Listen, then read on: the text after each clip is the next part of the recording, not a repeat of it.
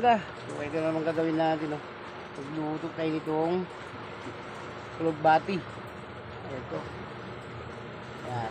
Lagyan ito, napakasariwa mga idol. Lagyan natin itong isang hiwa ng kalabasa. At saka ito. Ito yung sahog natin.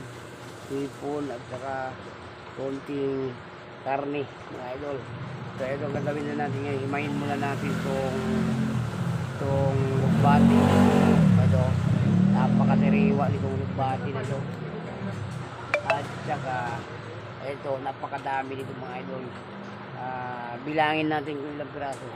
Isa, dalawa, tatlo, apat, lima. Limang tali ito mga idol. Kung gulayin natin yan. So, gawin na natin. So, yung tanghali na mga idol, namakam. Ayan. Kainin natin. So, unahin natin dito. Tabi muna natin ito.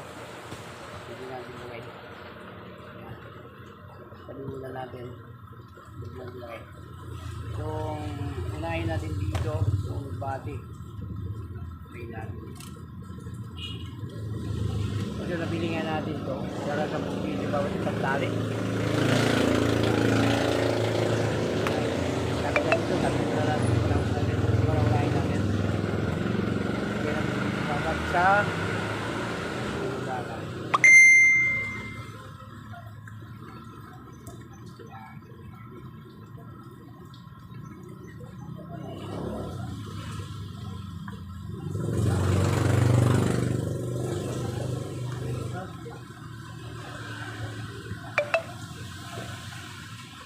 Ayan mo nga to.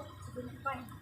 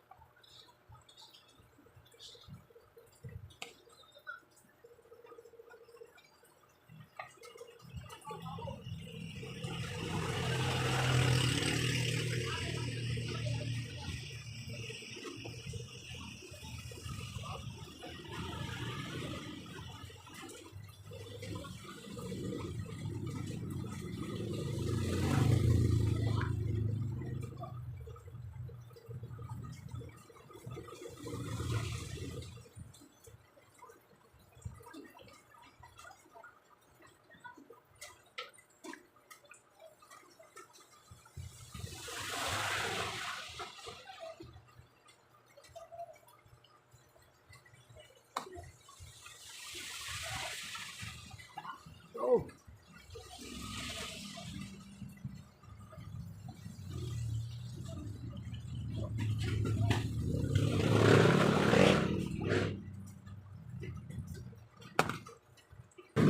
So ito nga mga idol, tapos na natin hinimay. Yan o. Yung pinakita ko din yung lugbati kanina, hinimay na ito nga. So tapos na nga yan siya, yung isusunod natin itong kalabasa. Tara na, dala natin. So ito mga ugas, ugasan muna natin. Ihalo natin sa lugbati.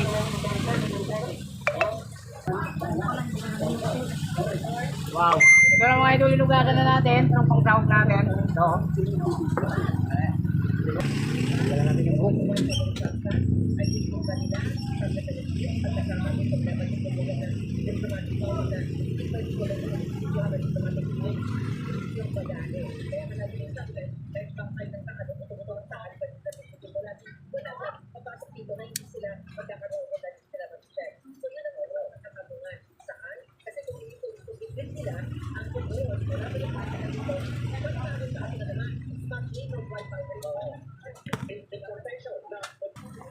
Biglang. Okay ito mga idol, niluto na natin yung yung lugbati kaninang hinimay natin. Yan. Naluwa natin ng hipon. Sumpo, malaki. Ayan. Ayan. Saka yung baboy ka nang pinakita natin, ginaganyan lang yung mga idol. Pinakupsan lang muna natin yan. Pero di natin ihalo yan dyan. Ganyan lang pagkaluto yan. Ito lang. Ganyan lang pagkaluto ng ano, lugbati na may kalabasa. May anak na allergy. Yan. Ang hipon. So, meron kasi hindi kumain ng ano, may hipon. Allergy. May allergy siya. At saka binukuran namin ng ganito.